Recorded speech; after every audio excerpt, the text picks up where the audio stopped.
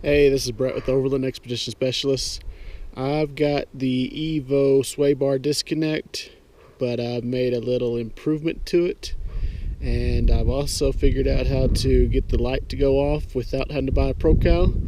I'll do that on a second video, but first the improvement to the EVO Disconnect.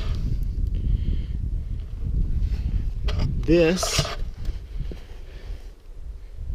right here is as far as the EVO goes, just the knob.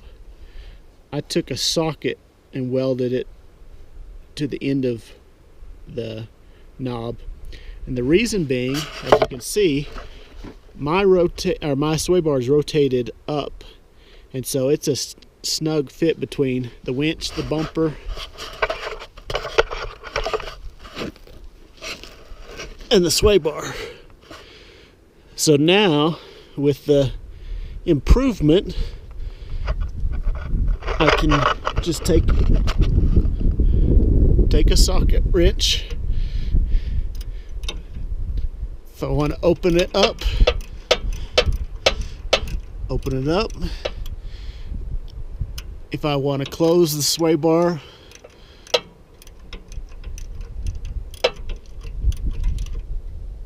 close the swaybar.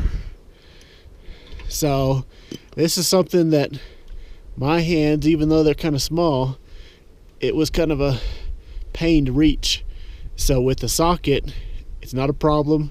I can make sure it's fully tight. I can make sure it's fully loose, whichever way I'm going. If I get a bunch of gunk and grime in here, I've at least now got a pry bar that I can use to open it and shut it.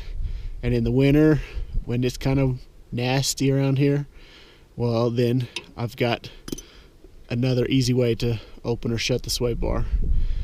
So that's my little improvement to the EVO. And like I said, I have no swaybar light now, but I'll show you that in the next video.